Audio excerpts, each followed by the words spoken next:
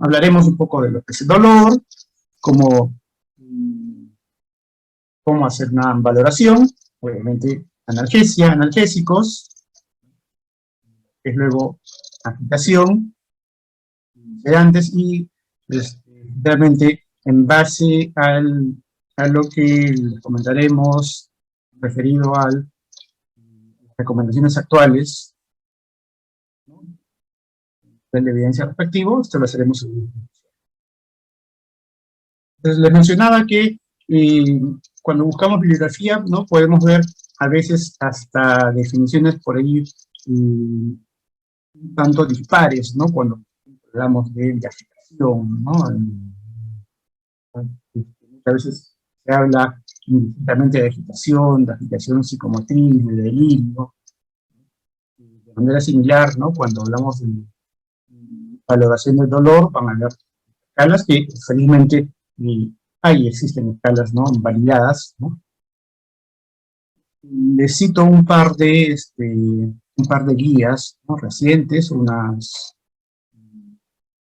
de ellas coreanas, ¿no?, del 21, que han sido publicadas recién este año, ¿no?, y las guías del Critical Care Medicine del 2018, que tienen mucha similitud porque gran parte de la fuente ¿no?, al cual basaron sus conclusiones, ¿no?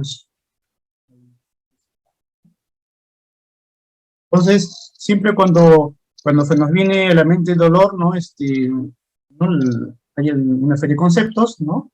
El hecho de saber que es una estación sensorial, ¿no? Tenemos receptores, ¿no?, a nivel del sistema nervioso periférico, que van a transmitir señales hacia el sistema nervioso central, ¿no?, y en el cual va a haber un daño tisular real o potencial, y el cual va a generar pues la percepción del dolor, que como ya decíamos, la forma de valorarla va a ser en función de lo que nos siente. Y la complejidad, les decía, ¿no?, se da por razones, ¿no?, patrones individuales, ¿no? No todos podemos tener lo que podemos denominar un umbral de dolor, ¿no? Pueden ver patrones individuales, ¿no?, o también grupales, grupos, ¿no?, poblacionales, que pueden variar incluso cuando hay comorbilidades de por medio, algunas otras situaciones, ¿no?, añadidas, que son un paciente que hay una situación de emergencia, una área crítica, y eso ya es un factor estresante, que va a influir, ¿no?, en la percepción del dolor, ¿no? Por lo tanto, van a haber percepciones subjetivas, va a haber que también puede dar a mayor o menor tolerabilidad, no todos los van a reportar con la misma intensidad. Y algo que va a ser lo vamos a tener casi siempre, ¿no?, cercano a nosotros, ¿no?, en emergencia, en áreas críticas, ¿no?, y cuando tenemos que hacer un procedimiento que nos parece tan cotidiano, que a veces simplemente le ponemos por ahí algún anestésico de repente local al paciente, le decimos, no, señor, no se preocupe, no le duele mucho, pero tiene que colaborar, ¿no? Colabore, por favor, tiene que colaborar, ¿no? Sí, va a doler un poco, ¿no? Y el paciente está con dolor, ¿no?, o reacciona de una manera u otra, ¿no? Y ocurre pues que nosotros no estamos, no nos ponemos, no sabemos ponernos en lugar del paciente. Esa es una de las primeras consideraciones que debemos tener en cuenta. Hoy en día se habla de terapias en las cuales no solamente cuenta el manejo lógico, no solamente torios, ¿no?, opioides, ¿no?, sino también algunas otras técnicas o terapias coadyuvantes, ¿no? Desde el hecho de dar confort al paciente, de estar en un ambiente, ¿no? Para la redundancia, confortable, ¿no? Que van a contribuir también a disminuir la ansiedad y al dolor. Entonces, siempre está presente cuando hacemos un procedimiento, pues no siempre le damos la importancia. Y a veces, recién cuando toca un paciente cercano, un familiar, de repente recién. Y, y decíamos, ¿no? Por ejemplo, asociado a procedimientos. Asociado a procedimientos, y fíjense, si uno revisa la literatura, no necesariamente se trata de procedimientos que puedan ser, por ejemplo, colocar un drenaje torácico, colocar un venoso central, o de repente algún tipo de incisión, de irrigación en una herida.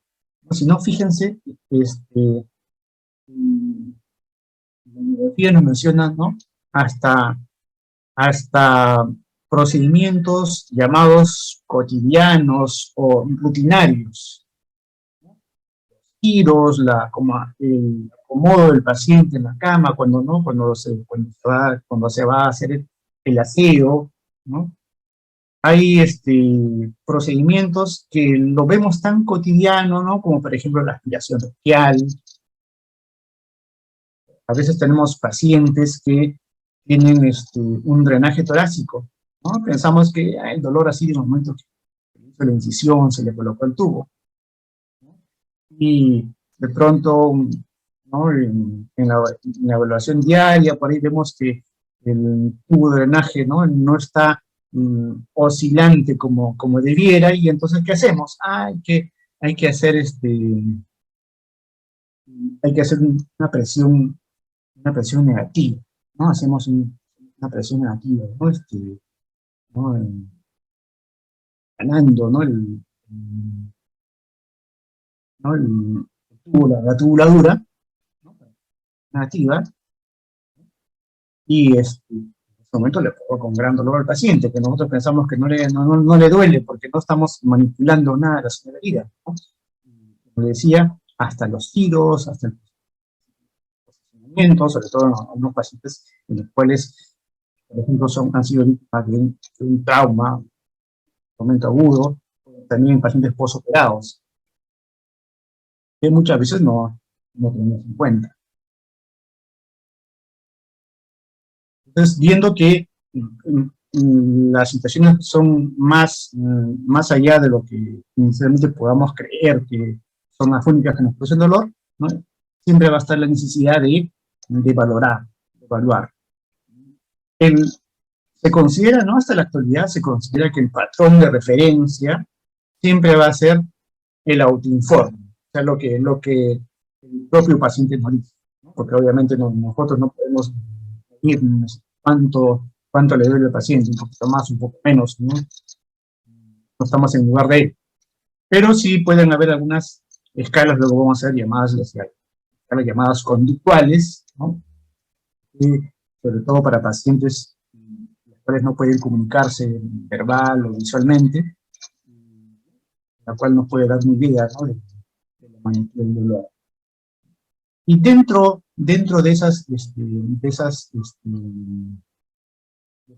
escalas, ¿no? Que vamos a emplear, ¿no? Por ahí van a ver, por ejemplo, las escalas de calificación o de valoración numérica, ¿no?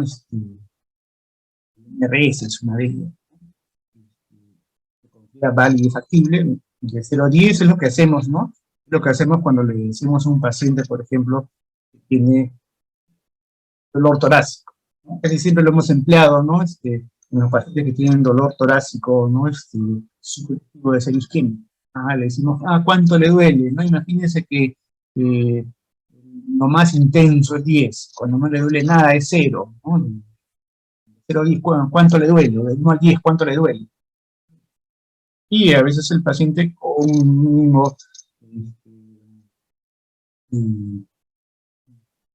una mínima capacidad de comprensión, ¿no? Lo va a hacer, lo va a entender. Y es perfectamente empleada, es perfectamente.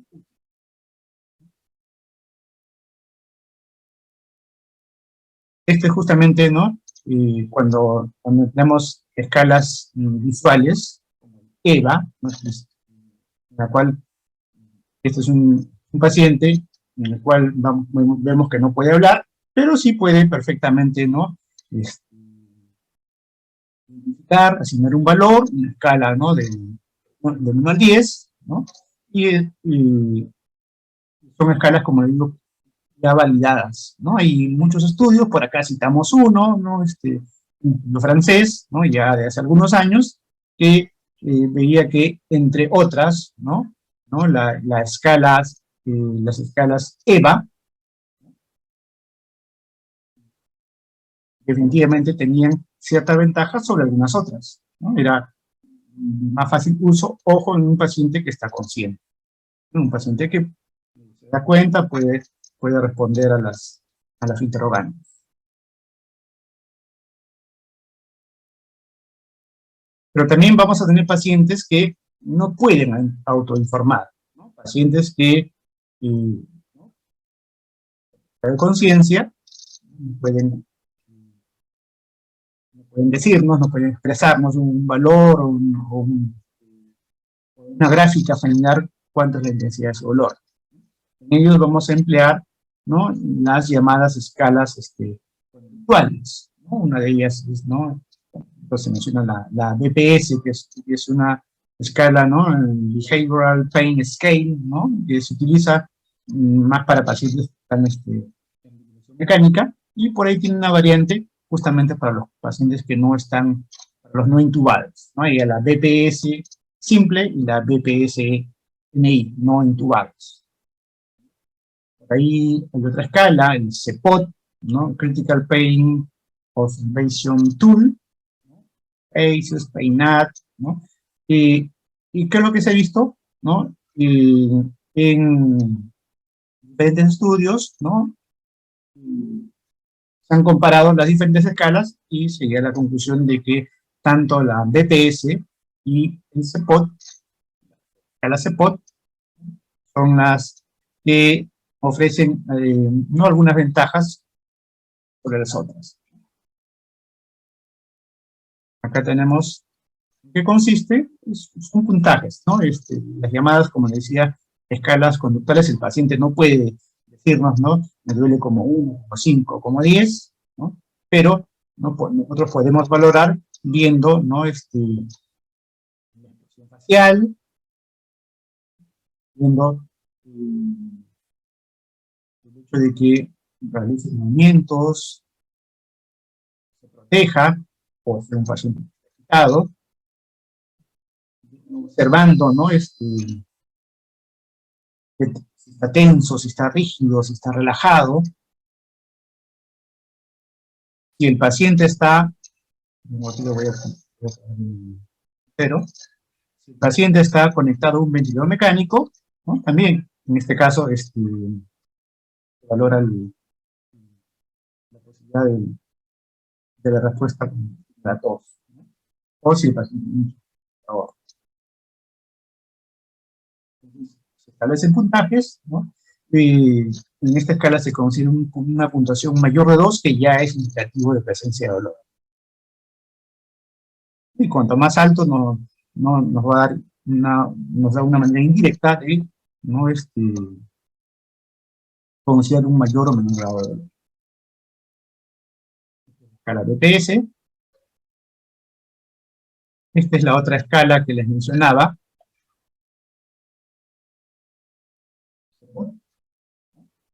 y en la cual hay algunos parámetros similares, ¿no? Expresión facial, por ejemplo, expresión facial, desde que esté relajado, parcialmente tenso, puede hacer muecas, ¿no? Se refiere a muecas, obviamente, a gestos de dolor.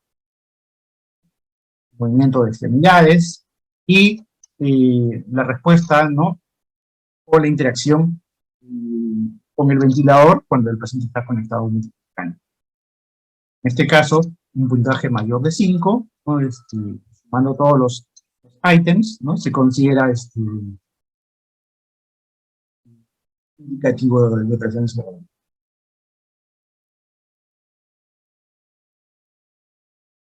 Entonces,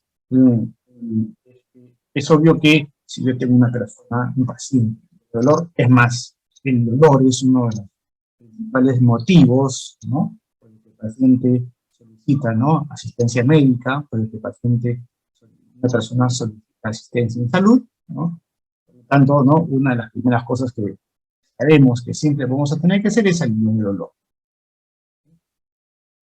Para ello, la analgesia, ¿no?, los analgésicos, ¿no?, nos van a permitir, pues, emplear fármacos para reducir, ¿no?, para eliminar el dolor, pero ojo, no solamente para reducir o eliminar cuando ya se produjo, sino también, muy importante, el prevenir el dolor. Esto sobre todo, por ejemplo, cuando vamos a hacer algún procedimiento. No tenemos que esperar a que el paciente empiece a doler. O incluso tenemos que ver, conociendo el tiempo de vida media de los fármacos, el tiempo de inicio de acción y la máxima acción que tenga el fármaco, ¿no? Tenemos que saber manejar los tiempos para saber cuánto tiempo después de administrar el fármaco, ¿no?, podemos hacer un procedimiento que podamos considerar que el dolor. Como decíamos, van a haber inmersos también patrones individuales en cuanto a dolor, percepciones subjetivas, mayor o menor tolerabilidad.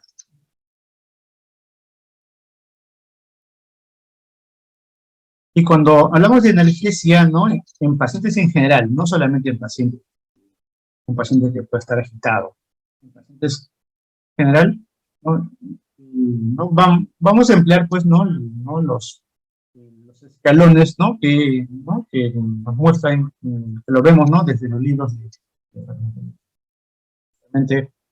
dependiendo de la intensidad de dolor, ¿no?, si es un dolor que conocemos ya moderada, ¿no?, o leve, ¿no?, vamos a utilizar, ¿no?, inicialmente, ¿no?, los antiinflamatorios no esteroideos, pero si ya estamos ante un dolor moderado, intenso, ¿no?, vamos a opioides, opiáceos. Y dentro de los AINES, ¿no?, solamente por acá citamos algunos, ¿no?, o la ketorolaco, ibuprofeno, ¿no?, pero también tenemos otros no opioides, ¿no?, nina, gabapentin, ¿no?, algunos fármacos que se usan para el manejo del dolor neuropático. También está en su uso, ¿no?, en algunos casos de dolores crónicos, pero también justamente en dolores neuropáticos. Por ahí. Y acá le podemos incluir toda la amplia variedad de AINES. Usualmente hay la mayoría de estudios, ¿no?, están centrados, ¿no?, de repente a determinados, ¿no?, fármacos, y en función de ello vamos a ver más adelante algunas comparaciones, ¿no?, por ejemplo, de fármacos que nos permitan dar algún tipo de terapia combinada, ¿no?, entre, por ejemplo, AINES y opioides, ¿no?, que viene a ser la otra línea del siguiente escalón, ¿no?, en cuanto a grado de analgesia que vamos a dar al paciente. Cuando hablamos de opioides, ¿no?, los dados, pues, ¿no?, de la dormidera, tenemos, pues, la morfina, ¿no?, pero vamos a tener los otros opioides que, como la morfina, el fentanilo, que lo tenemos en nuestro medio, y que siempre cuando veamos, ¿no?, la bibliografía, ¿no?, la bibliografía de referencia, casi siempre se emplea la morfina como punto de comparación, ¿no?, en cuanto a la equivalencia, ¿no? Así sabemos que, por ejemplo, el fentanilo, ¿no?, es un opioide, ¿no?, sintético, es más potente, ¿no?, que la morfina.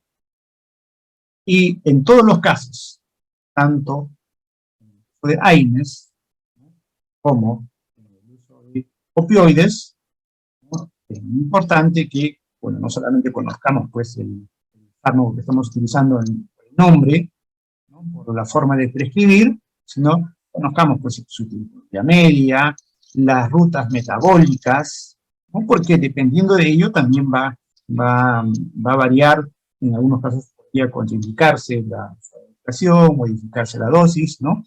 Los cuidados que debemos tener en cuanto por ejemplo, a los versos, ¿no? Laterales, ¿no? AINES, como los opioides, ¿no? Y en el caso particular de los opioides, ¿no? Por ejemplo, no va a ser lo mismo, ¿no? Que administremos, ¿no? Un opioide cuando tenemos una acción corta, porque de repente vamos a realizar un procedimiento de un paciente, de repente ese paciente va a hacer una reducción, una luxación, se va a dar un apoyo de analgesia, ¿no? Para una luxación, que es diferente, ¿no? Al grado de analgesia que podamos darle o al grado de sedación a un paciente que de repente tenga manejo de ventilación mecánica, o un paciente que por alguna otra razón va a requerir opioides por tiempos prolongados, ¿no? Ya sea en infusión o ya sea en dosis horarias. Si bien es cierto, lo que buscamos es darle el mayor beneficio, el mayor confort al paciente, ¿no? ¿No? Queremos lo mejor para nosotros. Yo quiero que se me quite el dolor, quiero que me duela lo menos posible. Entonces, voy a ir pues a los efectos de mayor potencia. Pero todos sabemos pues que no existe el fármaco perfecto, ¿no? No existe el fármaco perfecto, ¿no? Puede tener mayor poder analgésico, pero tiene sus efectos adversos, ¿no? Sabemos que en el caso de los opioides, hay mucho cuidado con la dinámica del paciente, hipotensivo, y si va a ser utilizado por tiempos prolongados, ¿no? Por todos los trastornos que puede conllevar, ¿no? La lógica a nivel del sistema nervioso central, por ende de esfera mental. En ese sentido, si bien es cierto, ¿no? Decía, buscamos calmar lo más que se puede el dolor. Si sabemos que los opioides tienen, ¿no? En su mayoría, la gran ventaja sobre los AINES, ¿no? Entonces debiéramos, ¿no? Una intención, ¿no? Un dolor muy intenso en emplearlos, ¿no? Pero ya le decía, la preocupación es los efectos secundarios.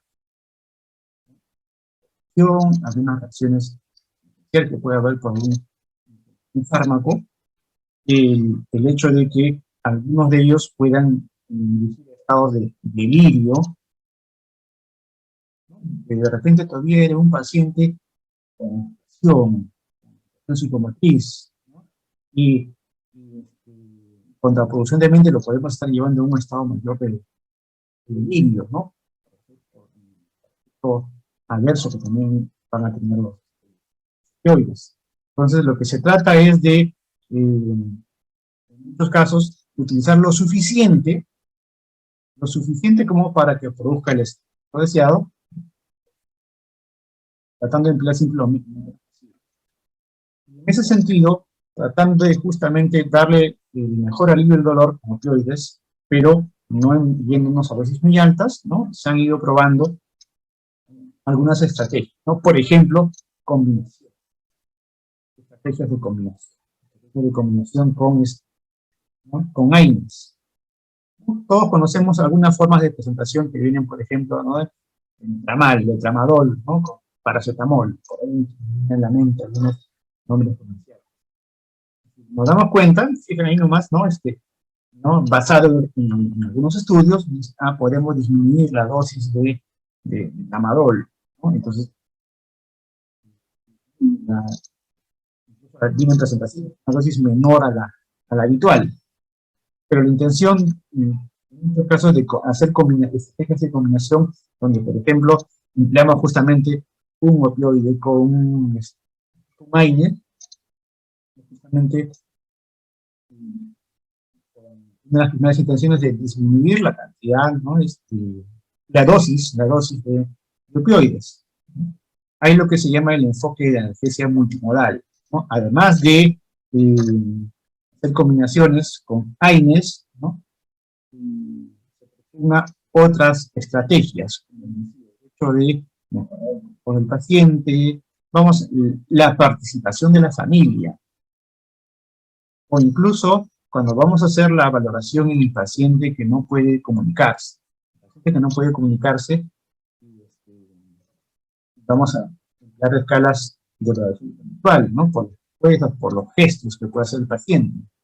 A veces el propio, a veces quien puede conocer mejor que el profesional de salud el tipo de respuesta que puede tener un paciente, ¿no?, ante el dolor es una familia. En muchos lugares se considera, cuando digo en muchos lugares me refiero generalmente a sitios que no son nuestra realidad, en donde uno podría pensar, ¿no?, porque es un lugar, de repente, más, en comillas, exclusivo, ¿no?, con más tecnología, ¿no? Todo va a ser de manejo médico, la familia no va, no es como acá en nuestros hospitales, la familia visita por un tiempo limitado, ¿no? En otros lugares, ¿no?, la tendencia es justamente que la participación, la mayor parte del tiempo con la familia. El hecho de que la familia nos ayude a tranquilizar al paciente, cuenta, parte de estrategias, ¿no?, morales. Entonces le decía, algunos estudios, ¿no?, como ¿no?, los que mencionamos acá, donde ya desde hace algunos años veían, ¿no?, la relación, ¿no?,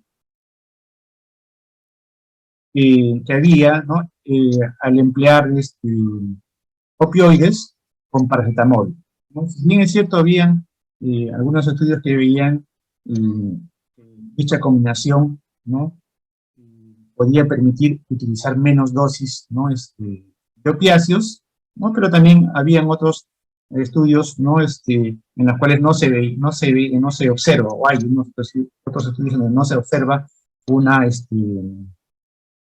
una diferencia estadísticamente significativa, ¿no? Las guías que les mencionaba al inicio, ¿no?, en este caso mencionan, pues, que sí se podría hacer, pero ojo que la evidencia es de muy baja calidad. Esta que puede hacerse, pero no nos dan la certeza, ¿no?, de que efectivamente sí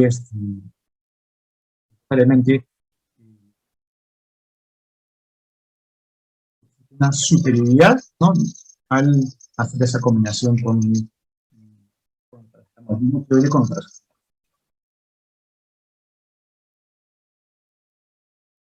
y también se ha visto, ¿no?, se ha tratado de hacer, ¿no?, hay estudios, ¿no?, hay algunos ensayos clínicos realizados en donde se ve la comparación de ketamina, ¿no?, también con opioides, o por otro lado, ¿no?, el emplear opioide solo. Una intención. Las conclusiones es que sí se puede utilizar, ¿no?, pero todavía no es convincente, ya no convence la cantidad de evidencia, todavía es considerada baja. Y con mayor razón, porque uno de los principales estudios que se hizo para ver qué tanto la ketamina nos podía ayudar como coadyuvante del opioide, se hizo, ¿no?, con pacientes post abdominal, ¿no? Hay un test. No todos los pacientes están en la misma condición que un paciente con una cirugía abdominal.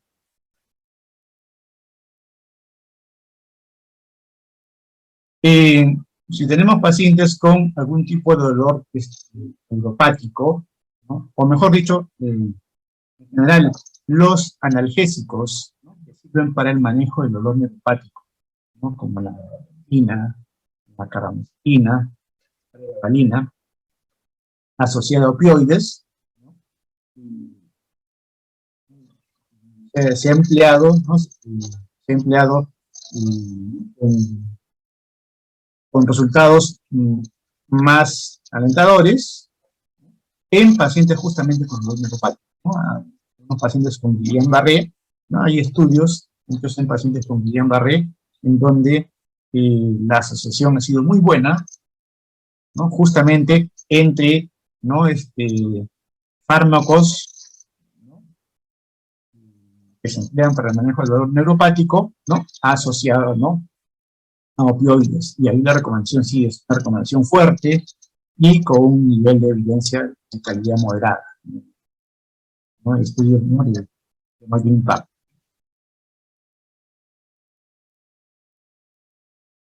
Y también hay estudios, ¿no? que se han hecho con lidocaína, ¿no? En ese caso, definitivamente no se recomienda, ¿no? Su uso de manera rutinaria, la calidad de la evidencia es baja, ¿no?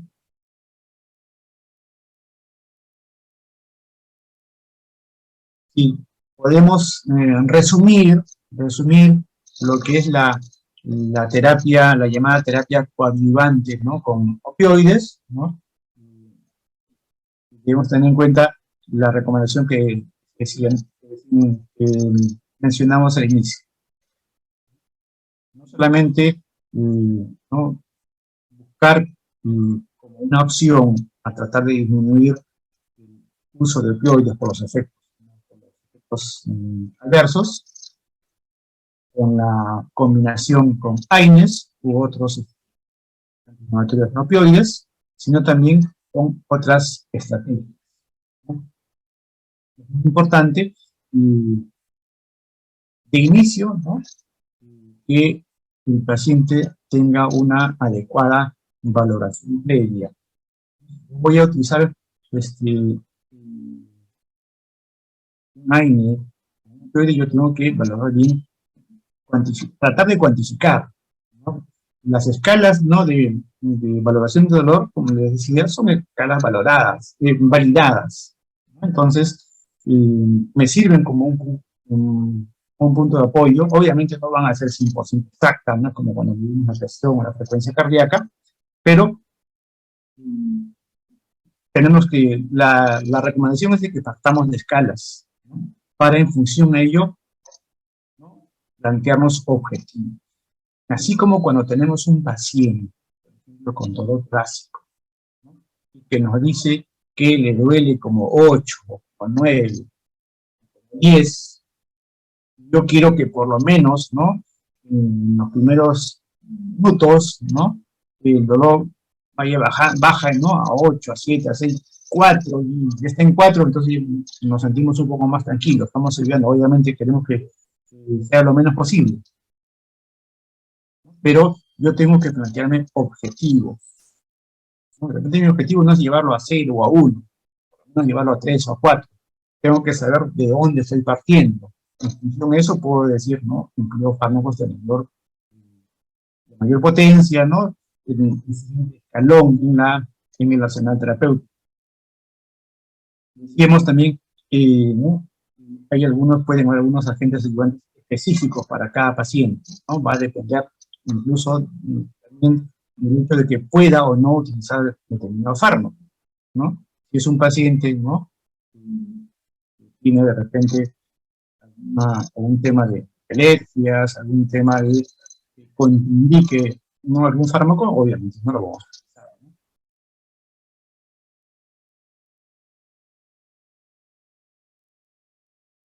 Entonces es muy importante, como le decía, hacer una evaluación previa, ¿no? Y cuando vayamos a hacer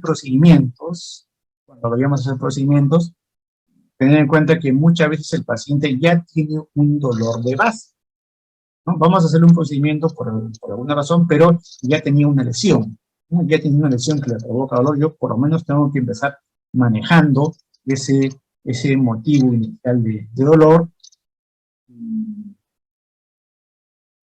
Y en estos casos, vamos a desarrollar, a efectuar un procedimiento que sabemos, ¿no? Que la descripción, la teoría nos dice, o la práctica que tenemos, ¿no? Las experticias nos dicen que es un procedimiento que va a implicar cierto grado de dolor, ahí se considera el uso de analgesia preventiva, ¿no? No vamos a esperar que le duela para ver si nos queda el fármaco. Y como le decía, también es válido intervenciones no oncológicas.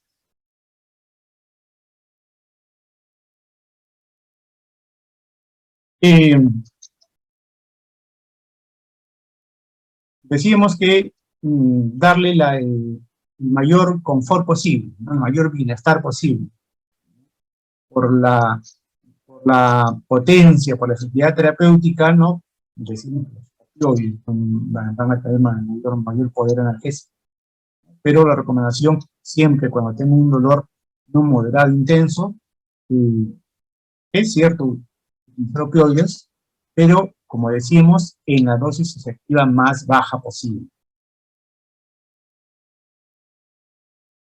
Y esto es una recomendación, ¿no? Con nivel de evidencia moderado, si es aceptado, ¿no? Por los diferentes estudios y por las guías que les mencionaba al inicio.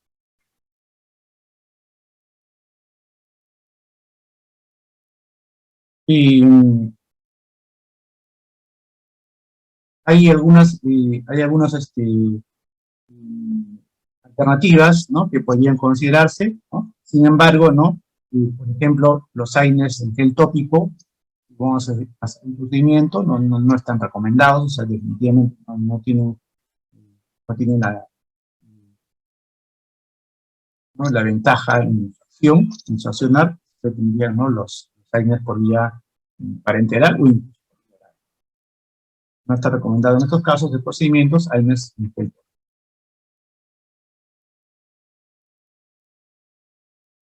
Y le decía, ustedes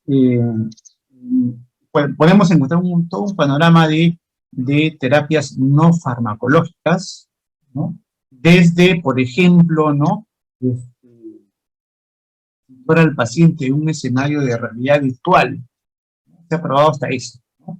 Con algunos resultados contradictorios, algunos que sí, ¿no? Algunos atribuyen algunos otros factores por lo cual no son todavía, no tienen un grado de evidencia alto, ¿no? Pero considero que se debe estudiar un poquito más el posible efecto de escenarios de realidad virtual, como se llama así, terapia o psicoterapia, el hecho de realizar masajes, ¿no?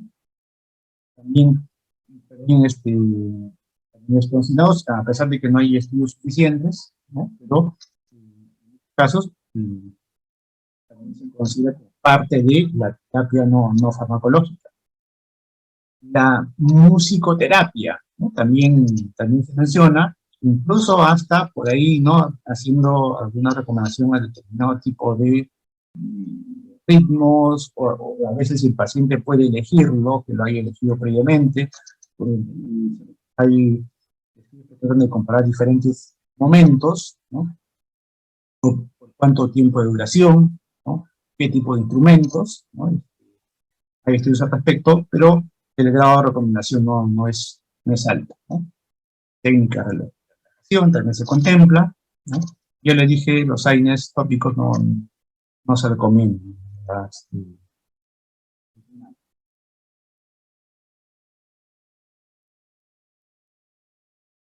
Y el otro punto es, ¿no? El paciente, pues, el paciente agitado, ¿no? Al inicio le decía que no vamos a encontrar un consenso así claro, ¿no? Hay algunos, en algunos casos se hablar indistintamente de agitación, ¿no? O en otros casos se superponen también con el concepto de lo que vendría a ser el delirio. Menciona que es una forma de excitación, usualmente va a estar asociado a un aumento de la actividad verbal y motora. La acción psicomotriz, ¿no? Es evidente, ¿no? Hay una actividad motora, ¿no? Que se dice sin objetivo común, o sea que no se le ve un norte, una motivación especial, sino que, digamos, que moverse o hacer desorden por hacer. Y en ese sentido, tenemos lo que es el delirio, ¿no? Y ya se considera una alteración donde hay cambios a nivel de la conciencia, ¿no? Y que puede llevar hacia un estado de debilidad o también a un estado de depresión. Si bien es cierto, lo que más frecuente vemos y manejamos o tratamos de manejar es el delirio hiperactivo, porque el paciente está inquieto, se nos puede caer, etcétera, pero también está el activo, que son los que en este caso mayores de calidad. Factores de riesgo, fíjense, el mismo hecho de utilizar benzodiazepinas es un factor. Pacientes que requieren benzodiazepinas por periodos prolongados, ¿no? Solamente muchos de ellos van a llegar a estados de delirio. Y pacientes que han estado, por ejemplo, ¿no? O pacientes que han estado con pseudoanalgesia, lo hemos visto ahora, ¿no? Desgraciadamente, COVID-19, pacientes que requieren ventilación mecánica por tiempos prolongados, ¿no? Lo difícil, ¿no? Que se hacía el destete. Y en ese sentido, a la cabeza, ¿no? Dentro de los factores de riesgo, benzodiazepinas, transfusiones también. Estos vendrían a ser los llamados factores de riesgo modificables, ¿no? Transfusiones, benzodiazepinas. Y por otro lado tenemos factores de riesgo no modificables, y eso ya están ahí, la edad, ¿no? Demencia, que haya tenido eventos previos de coma, los scores altos de Apache, ¿no? ASA, el riesgo anestesiológico, va a ser un riesgo mayor para el niño. En estos casos, ¿no? Incluso desde el hecho de tener un paciente con cierto grado de ansiedad, que vamos a emplear los procedimientos de sedación, la técnica de sedación. Lo que buscamos con la sedación es disminuir la ansiedad, disminuir el estrés. Pero, ¿no? Vamos incluso más allá de eso, ¿no? De sedantes o anestésicos, ¿no? Que disminuyen el nivel de conciencia, ¿no? Pero como un fin. Queremos que el paciente, ¿no? Pueda tolerar un tratamiento, ¿no? O pueda preservar la seguridad del paciente, pero también la seguridad del personal, si es que es un delirio no hiperactivo con agresión que conlleva agresividad. Si es que se va a hacer un procedimiento con mayor razón.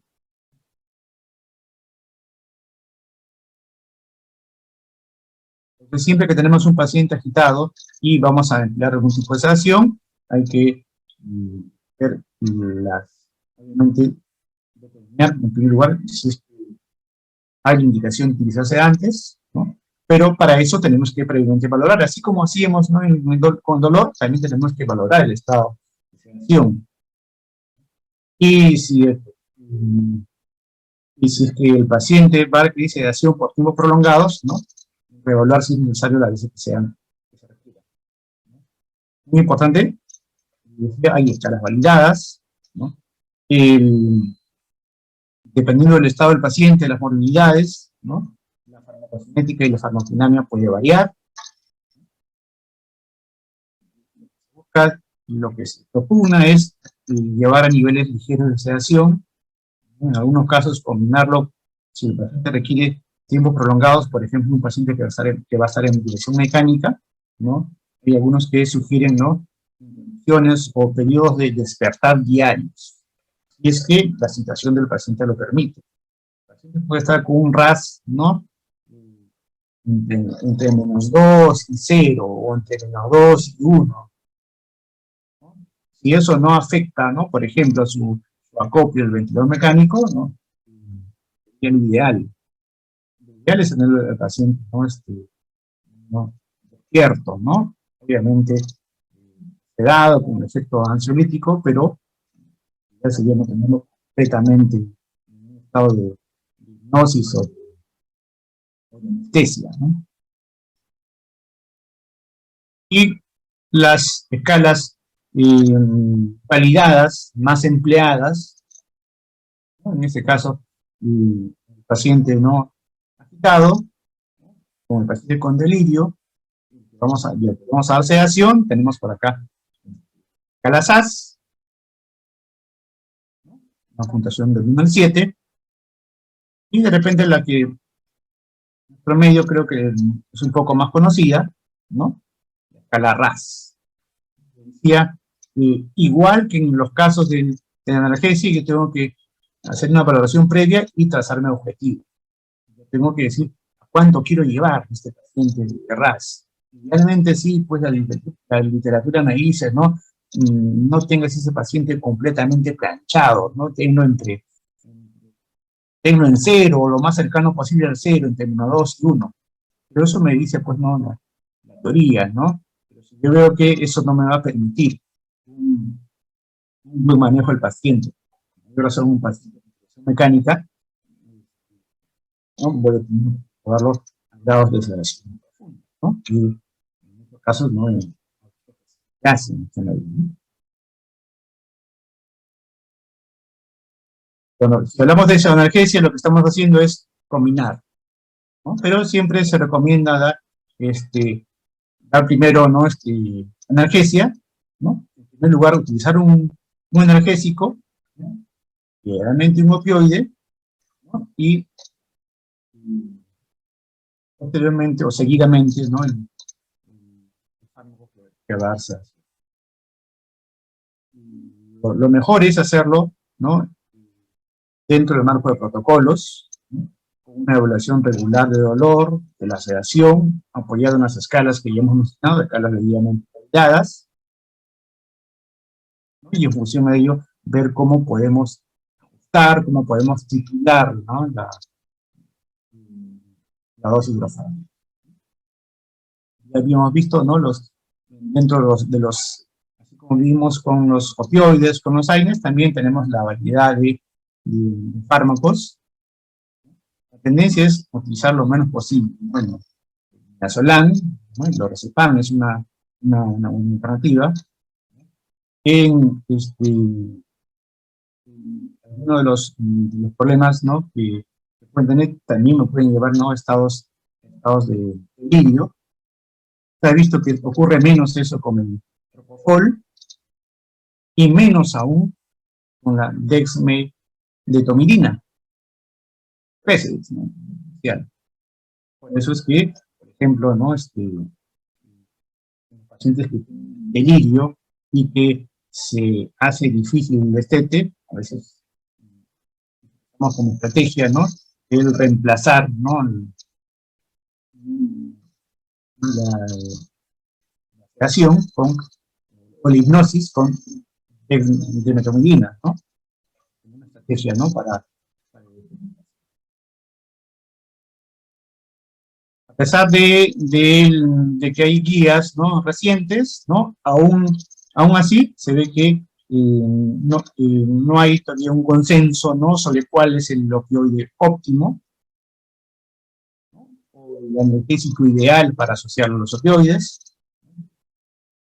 tampoco cuál es la población ideal. Lo que siempre se va a buscar es, ¿no? Como decimos, ¿no? El objetivo tiene que ser evitar el dolor, pero también los efectos dañinos. En este caso, entre otros, los efectos dañinos de la sedación, pero no solamente de la sedación. Dañinos de la analgesia, por ejemplo, por de AINES, ¿no? Acuérdense que los AINES también pueden producir sedación. El paracetamol no es una buena alternativa por vía venosa, pero también es SOR, ¿no? Y los protocolos de actuación tienen que contemplar también ¿no? no estrategias de seguridad ya de la sedación, ¿no? Mucho cuidado, ¿no? ¿no? Mientras hay una relación, ¿no? Cuanto más creciente es la dosis, ¿no? Mayor es el riesgo, ¿no? Delirio, ¿no? Retraso en el tiempo de extubación. Incluso también hay trabajos que mencionan correlación con la mortalidad.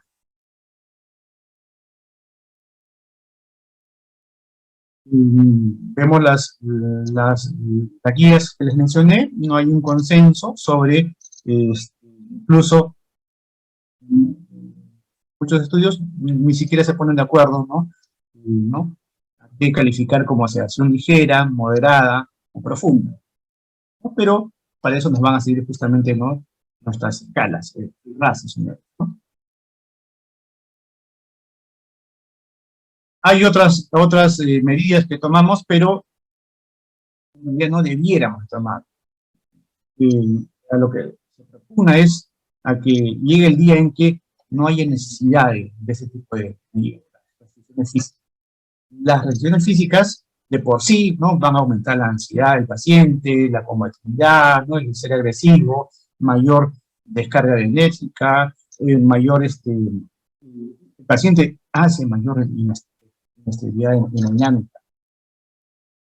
Y ojo que siempre se dice, ¿no?, es para evitar la infección, es para que no se vaya a quitar la sonda, el dispositivo, ¿no?, para que esté tranquilito, o también para que no vaya a agredir al personal, para que no se caiga.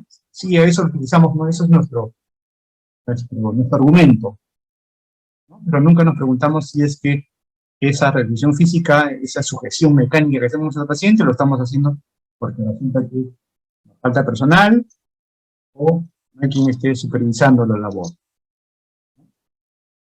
No nos gustaría para evitar eso.